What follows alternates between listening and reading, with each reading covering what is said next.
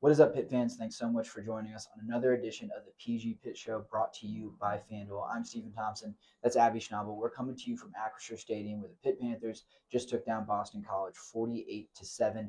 A massive, massive win in a lot of ways. And Abby, it really all started with the decision to start Mason Heintschel over Eli Holstein. Yeah, I mean, there was a lot of questions after the past two games and Eli's performance that it almost felt like there needed to be a change in this must-win scenario if you wanted to continue to have a really good season, because there's still that capability to have a good season, and it's inherently a risk to bring in a true freshman to try and bail you out. But Mason Heintschel put any doubts of a risk to bed from the opening drive. I mean, he opened the drive with a touchdown on the opening drive and then almost had one on the second one. He went 30 for 41 passing and over 300 passing yards. It was just an impressive performance from someone who hasn't been under the lights, and for him to show how he was able to play in such a maybe not high pressure as in terms of an opponent, but just in terms of outlook on the season, he really showed up, and that was huge for Pitt because not only did it translate on the offense, but we saw it trickle down other places too. Yeah, it was really impressive. I think the trust that Pitt felt in him and how much they felt they were able to put on his plate. You mentioned the 41 passing attempts. I mean, I think back to 2022 when Nate Yarnell made his first career start against Western Michigan. On the road, albeit, but against a MAC team, he threw the ball 12 times. That's a different offensive coordinator, but also I think it reflects a different level of aggression and a different level of trust in a higher caliber player. Mason looked the part today.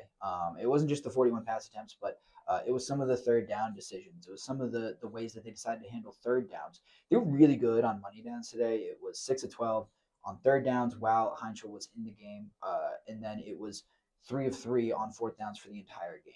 Those all came while Heintschel was in the game as well. And the fact that they were able to stay on the field was really huge for the defense. But it doesn't happen without Mason Heintschel stepping up on that first possession and delivering a strike on 3rd and 6 to Kenny Johnson. It doesn't happen without him converting a 4th and 11 with a 22-yard strike to Kenny Johnson. Those are plays that I don't think you're expecting most true freshmen to make in their first start, especially. But he really delivered in a big time way. And like you alluded to, there was a trickle down effect to the rest of the team because he was able to be so efficient. I think the thing that really stood out to me about his game is how versatile he was. It wasn't just the passing. He was able to, hand him off and get his running backs in good positions. He was able to run himself when needed. And he dodged a couple of defenders out there too, which is, going to be hard to do in any situation.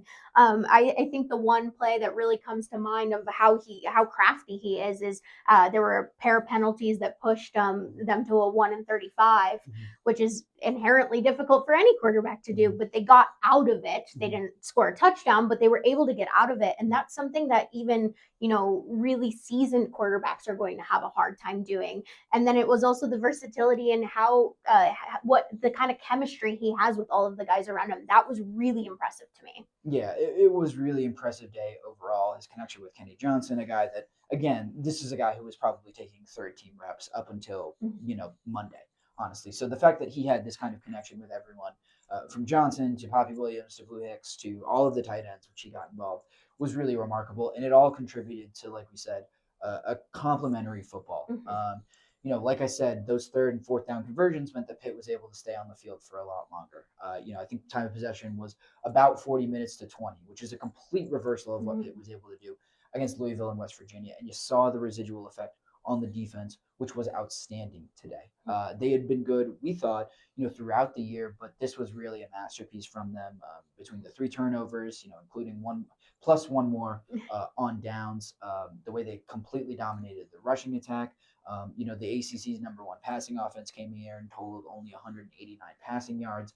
It was really a complete effort from the Pitt defense, but it's because, and the guys said this after the game, Kyle Lewis, Jimmy Scott, Pat Narduzzi said it was because that they got a little bit of rest. They were able to kind of put their feet up for a little bit of this game and watch and enjoy the show that Mason Heintschel was putting on. Yeah, I mean, it was really impressive to have, like you said, the 3 interceptions, but all of them in a little bit of different ways. Kyle Lewis forced the fumble, recovered it. Rasheed Miles forces a fumble. Jimmy Scott recovers it. And then Shadarian Harrison is able to get his first career interception. And I think the biggest part of all of those turnovers that were forced is the fact that the offense scored a touchdown on every single one, which is not what we've seen from this team in previous games, it really changes the tide in a game when you're able to have that extra opportunity and capitalize on that extra opportunity and in different ways too. I mean, Mason Heintschel had 4 passing touchdowns to 4 different guys, 6 players total with touchdowns, 6. That's just 6 guys scoring. Yeah, that's just really impressive that you were able to have such a balanced offense under a freshman quarterback, and it allowed the defense to do their jobs really well. Yeah, and 7 red zone possessions, 7 scores, but 6 touchdowns. That's the big number for Pitt. They had really struggled in the red zone, but Mason Heintschel and the offense did not let any opportunity go unwasted. The defense gave them some short fields with the turnovers, and they made sure to cash them in. If they do that against West Virginia and Louisville, this team's still undefeated. But they weren't able to do that. You can't really look back. You got to look forward. And looking forward, though, it is a big thing for Pitt to do so much right, to play such complimentary football going into next week when they got to face maybe a ranked Florida State team. We'll see what they do against Miami tonight, but they're currently number 18, have one of the best wins of the year over Alabama at home. So you're going to be walking into a hostile environment with still a pretty green quarterback. We thought Mason Heintschel looked really good today, but it is going to be a completely different task next week in Tallahassee in that kind of environment. So it's good to have some confidence and to see what this team can be going into a game like that. Yeah, and I really like that they were able to get Kenny Johnson active. He's been billed as the top wide receiver coming into the season, and Eli Holstein wasn't really able to get him involved as much. But Kenny Johnson had a career day. I mean, 11 targets, 115 receiving yards. That's just huge to have another receiver in the mix when the rest of the receiver corps had been so solid week to week. And not saying that Kenny wasn't solid. We just hadn't seen some of these explosive plays like we did today, so when you add in the fact that Mason really seems to have a handle on it, and now all of your wide receivers are able to be really in the mix, hopefully a healthy Desmond Reed next week, and it changes the outlook of not only potentially next week, but just the season as a whole, because you're more optimistic about what they're able to do because you have now see a strong offense with how good this defense is. And Kenny Johnson himself said it after the game. He said the defense had been holding us down. It was really time for the offense to pick up, to kind of hold up their end of the bargain, to pick up some of the slack that they had left on the field, score some of those points, make good on some of those opportunities that they left on the field against West Virginia, against Louisville. And they really did it today.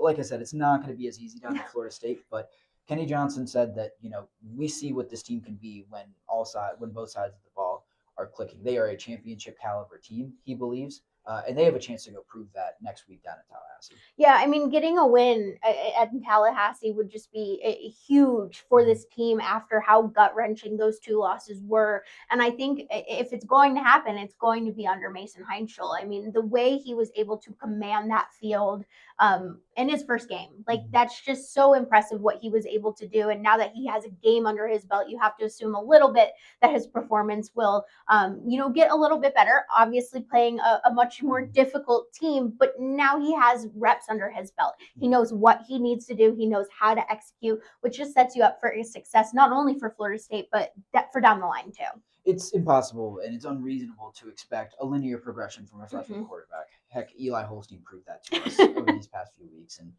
back into last year. But there's a lot of reasons to be optimistic about this team, certainly more reasons than there was a week ago. We were going to keep you guys covered throughout the weekend on post-gazette.com, on this YouTube channel, at PG Pitt on YouTube. So make sure you're liking this video, subscribe to the channel so you're not missing anything. There will be football, there will be volleyball, there might even be some basketball next week. So lots for you guys to stay tuned into. Make sure you're keeping up with all of that as we get you ready for a big-time showdown in Tallahassee between Pitt and Florida State. Appreciate you all joining us for this episode. We hope to see you next time.